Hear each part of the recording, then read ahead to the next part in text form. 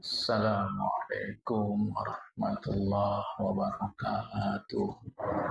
Alhamdulillahi rabbil alamin. Wassalatu wassalamu ala asyrafil anbiya wal mursalin. Habibina wa maulana Muhammadin wa ala alihi wa sahbihi ajma'in. Man yahdihillahu fala mudilla lahu wa man yudlil fala hadiya lahu. Qala al-musannif rahimahullah ta'ala wa nafa'ana bi'ulumihi fid darin amin summa. Karena firman Allah Ta'ala di dalam surah Al-Baqarah surah 2 ayat 222. Bismillahirrahmanirrahim. Innallaha yuhibbut tawwabina. Sesungguhnya Allah mengasihi orang-orang bertaubat. Perhatikan ayat itu bunyinya tawwab. Kalau sekali saja bertobat itu taib, ta alif, kasih gigi sebelahnya, di atas gigi hamzah, sebelah gigi ba, taib, orang yang bertaubat. Tapi kalau orang yang senantiasa bertobat, bahasa Arabnya tawwab. Kalau ramai dia tawwabun atau tawwabin. Jadi Allah itu mengasihi orang yang senantiasa bertaubat. Jadi tak cukup saya bertaubat sekali, cukup kalau sekali aja buat dosa. Habis buat dosa, taubat, nggak berdosa lagi cukup. Ya maaf. Tapi kalau buat dosa lagi, taubat lagi. Teruslah begitu.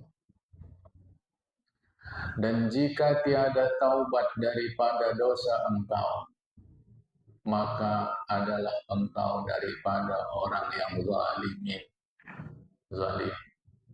Jadi kalau enggak taubat kita dari dosa kita, kita ini disebut zalim. Apa arti zalim yang paling mudah bahasa Indonesia? Petantang, petente. Jadi orang yang buat dosa tapi tidak taubat itu petantang, petente. Bahasa kerennya otoriter, tirani, itu arti zalim. Nantilah kalau udah berangkat aku haji di depan Ka'bah taubat aku. Berarti dari sekarang sampai sebelum haji nanti dia petantang, petente. Pantaslah orang zalim ini sombong. Nggak tahu kok siapa aku. Kalau udah demam, bos mafia pun tergeletak juga. Kalau udah demam, apalagi kalau udah mencret, lantamlah. Tak usah lantam. Apa tantang petente? Di Paya Pasir ini nggak ada yang lebih kaya dari aku. Masjid tuku geser pun bisa. Luar biasa jadi manusia. Jamaah. 3 menit aja di stop Tuhan napas. Kadang entahlah ya, jamaah saya tak ada maksud apa-apa nih, wallahi. Tak ada maksud apa-apa. Kalian jangan nasihatin aku ya. Aku ustadz hebat nih. Mama kau belum lahir, kitab yang dikaji mama kau udah kunyah-kunyah itu. Allah karim. Mengapa kita bisa sepetantang sepetenteng ini, jamaah? Jadi jika kau tiada taubat dari dosa engkau, maka adalah engkau termasuk orang yang zalim. Petantang, petenteng. Arti semula zalim adalah gelap. Mungkin dulu-dulu kita masih dengar kalimat dari guru-guru kita, minal zulumati ila nur. Nur cahaya, zulumat gelap. Maka siapapun orangnya, setinggi aras pun serbannya, sepenuh langit bumi pun hartanya, melebihi Fir'aun pun kuasanya, kalau petantang petenteng dia gelap. Ya, karena firman Allah Ta'ala surat Al-Hujurat surat 49 ayat 11. Al-Hujurat 49 ayat 11. Bismillahirrahmanirrahim. Wa man lam yatub fa ulaika humul zalimun. Jelas ya? Jelas sekali. Yakni barang siapa tiada taubat daripada dosanya, maka mereka itulah orang yang petantang, petenteng, zalimun. Jelas. Siapa yang enggak tobat, dia zalim. Siapa yang enggak tobat, dia petantang, petenteng. Siapa enggak tobat, dia menggelapkan cahaya sinar spiritualnya itu. Kita boleh saja sholat 24 jam sehari, bukan 5 waktu, 24 jam. Boleh saja kita tahajud sampai menangis-nangis, boleh. Jangan bilang tak boleh. Barsiso itu sampai sanggup memerintahkan awan. Bal'am bin Ba'ura itu sampai Allah izinkan karamatnya melihat arash. Tapi akhirnya mati su'ul khatimah. Hati-hati jemaah. Syekh Fashani menjelaskan di dalam kitab beliau Al-Majalis Saniyah, apa yang membuat orang bisa su'ul khatimah? Al-afatu batinatun. Al-afatu batinatun. Yang mau tulis Arabnya alif. Lam alif. Di atas alif kedua itu hamzah. Alif, lam, alif. Di atas alif kedua hamzah. Fa, alif. Ta sampan yang ada titik dua. Al-afatu batinatun. Ba alif, ta nun tabulat. Al-afatu batinatun. Apa itu? Yang membuat celaka itu, kalau kita artikan cara pondok, bermula celaka-celaka itu adalah ia batin. Yang membuat orang su'ul khotimah itu sebab jiwanya rusak. Jiwanya rusak. Jangan kau atur-atur aku ya. Pijak kau sini nanti baru kau. Udah mantap kawan ini menghadapi Israel. Malaslah dia jelah. Al-afatu batinatun. Enggak ada lain. 24 jam pun kau ibadah. Menjadi danau air matamu dalam ibadah. Tapi bila batinmu petantang petenteng, itu bisa su'ul khatimah. Jemaah. Ya, bukan apa. Tapi apa? Jemaah. Ya. Zalimun. Barang siapa taubat daripada dosanya dapat untung ia. Sedap nih. Untung kata ulama. Taubatlah aku. Mudah-mudahan jualan aku berbuka Ramadan ini banyak untung. Tahu-tahu rugi. Apa ulama bilang nih kok taubat untung? Salah ulama nih. Sudah ulama disalahkan. Karena di otak kita apa-apa uang, apa-apa uang, apa-apa uang, ramah uang, marah uang, berkawan uang, bermusuhan uang, semua uang. Bahkan kalau sholat pun inginnya dapat uang. Jangan dibantah. Aku mengatakan uang penting. Keliru kalau ada yang bantah itu. Bukan aku nggak mau dibantah. Karena seperempat hukum fikih itu tentang uang. Fikih ibadah, fikih munakahat, fikih jinayat. Ibadat, sholat, puasa, zakat, haji, semua fikih. Munakahat, nikah, kawin, talak, rujuk. Jinayat, pidana, perdata. Muamalah, uang. Jadi kita mengaji fikih pun mengaji uang. Nanti kalau pernah ada yang tak paham nanti kan uang penting Pak. Kalau itu yang kau bantah aku, maaf. Saudara kita yang ODGJ pun ngerti uang itu penting. Bukan itu maksud kita ya. Beruntung orang yang bertaubat dari dosa, jiwanya lapang. Dan barang siapa tak tiada taubat ia daripadanya dosa dapat rugi ia jemaah gelisah tanggal 1 bulan puasa bulan Ramadan belum nampak lagi Pak duit awak untuk baju raya. Ku bilang tahun ini tak ada raya. Tergantung itu. Kalau kata pemerintah ada, kalau enggak ada. Nggak usah raya Pak.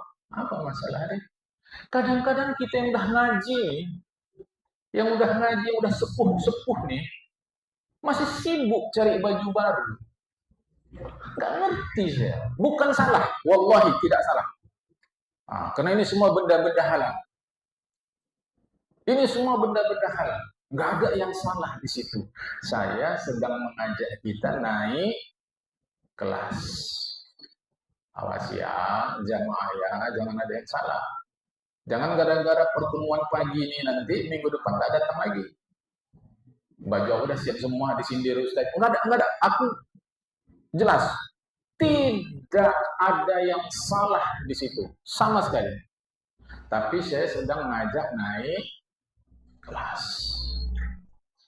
Menjadi kalau boleh VVIP. VVIP di sisi Allah Subhanahu wa taala. Syahdan. Jangan putus harap engkau daripada diampuni dosa engkau. Misal kata engkau bilang begini. Dan seperti engkau kata beberapa juga aku tobat. Berapa kali aku dah tobat. Aku perbuat lagi pula dosa itu. Nggak guna aku rasa tobat ini. Jangan ada pemahaman begitu. Mengapa? Karena orang yang sakit mengharap dia akan hidup selamanya lagi ada padanya ruh. Orang sakit ingin hidup terus selama masih ada ruh. Demikianlah bila engkau mengharap diampuni dosa engkau selamanya, lagi terbuka pintu taubat. Jangan pernah ada nggak guna waktu. Jangan. Jika tiada diterima taubat engkau ini hari, diharap hari yang lainnya diterima. Selama hayat dikandung badan. Nggak diterima Allah hari ini, harap besok, nggak besok, lusa, Jumat depan, bulan depan, tahun depan. Bahkan walau sebelum ajal menjemput. Jemaah. Apabila taubat hamba Allah daripada dosanya, sukalah Allah dengan dia. Sukalah dengan dia tempatnya di dalam surga. Dan sukalah dengan dia 7 petala langit dan bumi. Dan Rasulullah, semua suka. Rasul suka, Allah suka, langit, bumi suka. Kalau bahasa saya anak-anak dulu jamaah, hidup ini the end. Akhirnya, kalau cara anak sekarang, hidup ini game over. Akhirnya hidup ini selesai. Terus mau ngapain? Mau apa? Jemaah, ya. Maka Allah Subhanahu wa taala tiada ridha, tiada rela ia bahwa adalah engkau jadi muhibban. Ini agak jauh sikit. Ini bahasa kiasan. Allah tidak ingin engkau jadi muhibban, pecinta. Tetapi ridho ia Allah bahwa adalah engkau jadi mahbuban, yang dicintai. Maksudnya gini jemaah. Kita kepada Allah nih, ini relasi kita, hubungan kita dengan Allah. Allah tak suka kita mencintai Allah. Allah lebih suka Allah yang mencintai kita. Kan tinggi statusnya itu jemaah. Maka ayat 222 Al-Baqarah itu yuhibbu, Allah yang mencintai kita. wahai hambaku, tak usah sibuk-sibuk kau mencintai aku mencintai. Tapi macam mana kita mau dicintai Allah kalau kita membuat sesuatu yang Allah tak suka? Tinggi bahasa ini jemaah, ya. Apa juga yang lebih baik bahwasanya, yaitu bahwasanya engkau jadi mahbub, menjadi yang dicintai Allah daripada muhib yang mencintai Allah. Tinggi status itu jemaah, ya. Dan sangatlah keji bagi hamba Allah Ta'ala mengetahui akan ihsan Tuhannya. Keji sekali kita ini bila kita tahu ihsan, kebaikan Allah kepada kita, berbuat ihsan kepadanya dan memperbuat ia orang tadi dan berlaku atas maksiatnya, durhakanya kepada Allah. Dia tahu Allah berbuat baik sama dia, tapi justru dia berbuat buruk kepada Allah. Itu namanya air susu dibalas air tuba. Jemaah, asyik ngeluh. Itu ya. Jadi kita kalau tahu Tuhan kita ihsan kepada kita, tidak akan dia berbuat maksiat kepada Allah Ta'ala. Itu lebih lagi dari air susu dibalas air tuba. Jemaah. Tapi itulah kita asik ngeluh aja. Asik rasa kurang aja. Memang sahur awak pagi ini, tapi belum tahu nanti buka atau tidak. Ya, jadi jamaah yang dikasih Allah Ta'ala. Dan tetapi kata Syekh Ibnu Athaillah As-Sakandari, yang kebanyakan tiada mengetahui akan ihsan Tuhannya. Kebanyakan kita nggak tahu Tuhan baik kali sama kita jemaah. Baik kan, tapi kita nggak tahu. Apa sebab? Oleh seorang yang memberi bekas. Ini bahasa Melayu lama, ini terjemahan langsung bahasa Arab asal. Bahasa kita sekarang efek. Oleh seorang yang memberi efek banyak maksiatnya kepada Tuhan.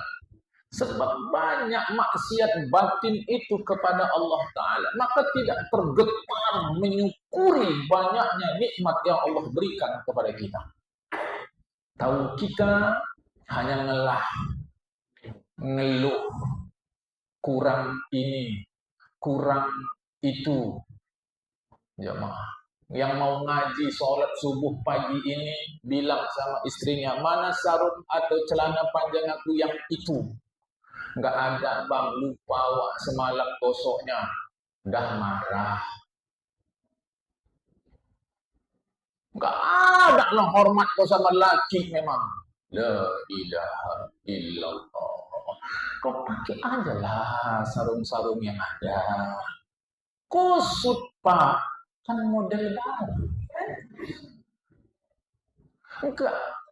Saya nggak ngerti saya Pak. Terus terang aja, saya bukan pura-pura bodoh, nggak ngerti.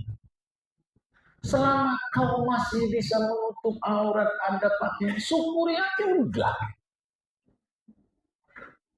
Ya, mau gaya. Inna Allah la yanzuru ila suwarikum walakin yanzuru ma fi qulubikum. Tuhan tidak tengok penampilan kalian.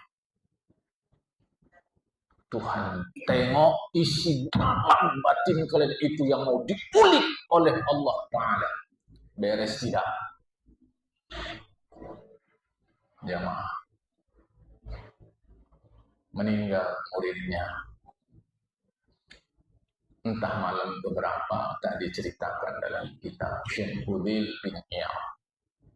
Bermimpi bertemu murid yang meninggal itu. Dia tanya, apa kabar kamu? Biasalah, orang kita pun biasa bermimpi. Aku mati sebagai orang Yahudi. Padahal zahir mati dalam keadaan Islam. Murid Syekh diselenggarakan 4 fardu kifayah semua. Aku mati sebagai orang Yahudi. 5. Mengapa? Bahasa Arabnya 5 azah atau 5. Mengapa? Dia jawab, aku merasa lebih hebat dari orang lain. Ya, baca kitab itu, Al-Majalisus Saniyah, sudah diterjemahkan itu ke bahasa Indonesia. Aku merasa lebih hebat daripada kawan-kawanku. Sehingga efeknya dia tergiring untuk minum khamar walau cuma seloki setahun. Itulah akibatnya. Maka aku mati dalam keadaan sebagai orang Yahudi. Ya, hati-hati. Ya. Jadi orang tidak merasa ini anugerah pemberian Tuhan karena maksiat. Batinnya tak terasa jemaah, taunya salah aja Tuhan. Syukur masih bisa puasa. Kita teruskan ya. Jadi ini semua adalah efek maksiat, efek dosa kepada Tuhan. Dan tiada mengenal akan kadar Tuhannya oleh seorang yang tiada muraqabah, dia orang itu akan dia. Saya sederhanakan saja arti muraqabah, dekat. Karena kalau kita mengaji lebih lanjut, muraqabah ini dalam jamaah sudah. Jadi orang tidak mengenal nilai Tuhan karena dia tidak dekat dengan Tuhan. Gimana cara dekat dengan Tuhan, Pak? Nomor satu, jangan lantang.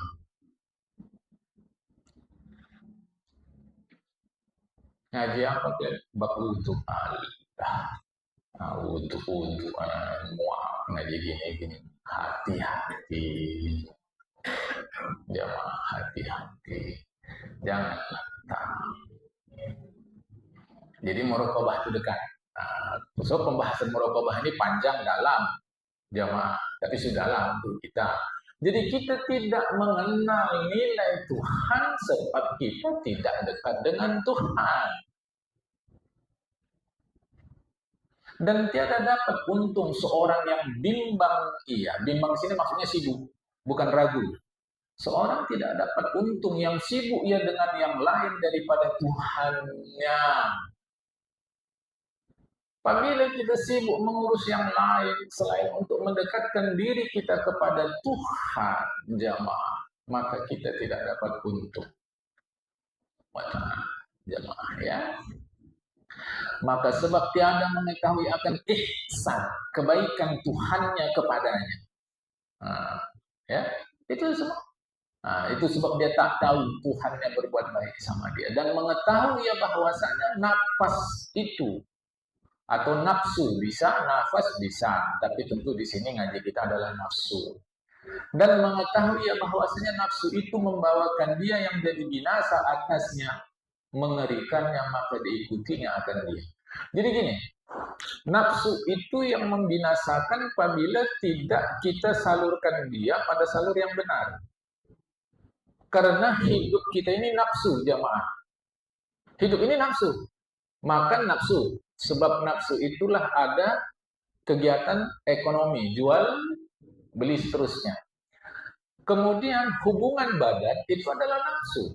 Sebab hubungan badan itulah ada keturunan kita yang solid-solid itu.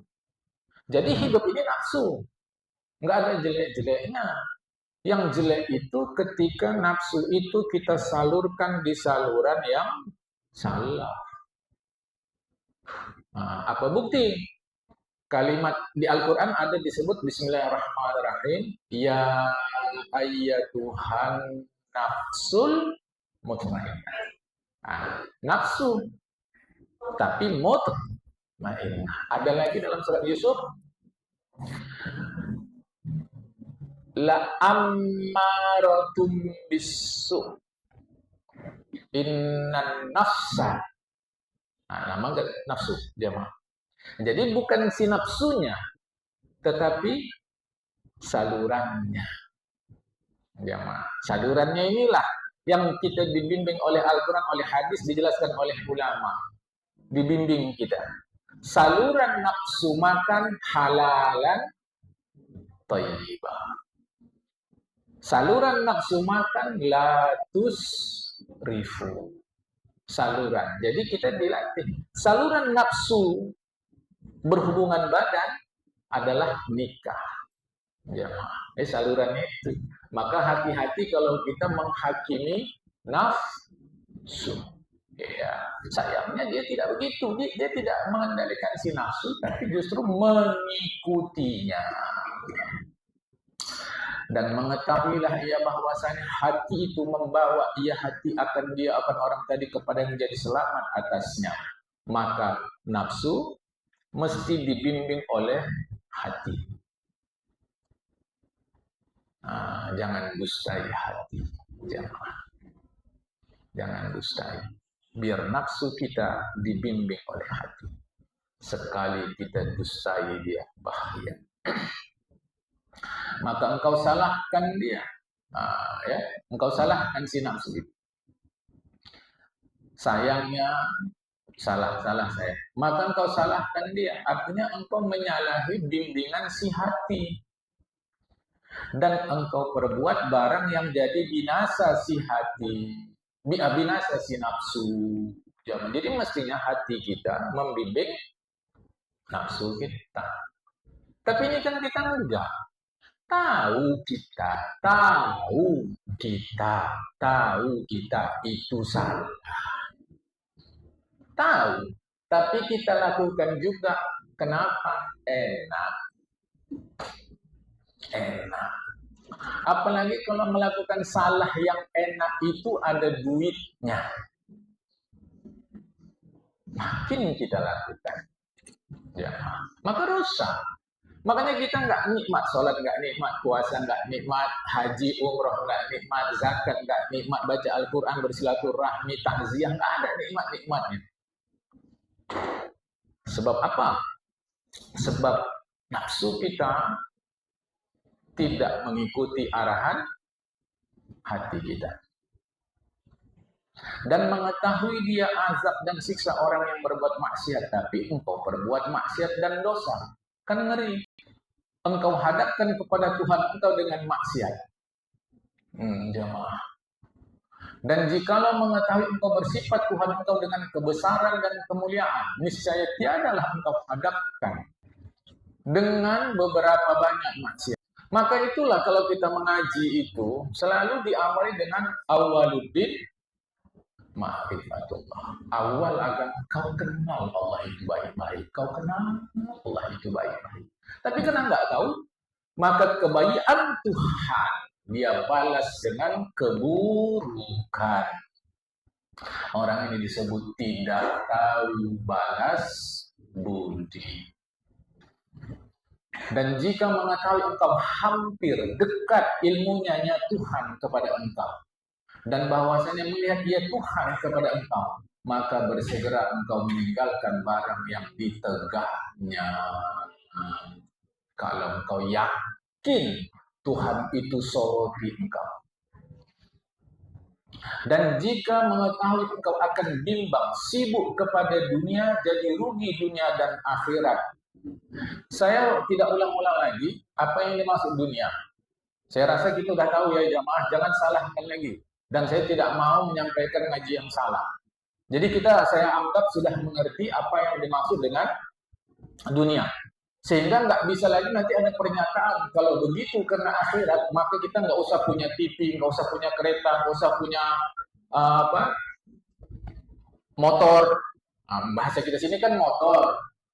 Jamaah, nggak usah punya ini, dunia ini semua. Saya nggak bilang begitu. Itu jelas pemahaman yang tidak pernah saya sampaikan. Ya, baik. Nah, jika mengetahui engkau akan sibuk kepada dunia, jadi rugi dunia dan akhirat, pada gaib dan syahadah. Gaib itu artinya akhirat, syahadah artinya dunia.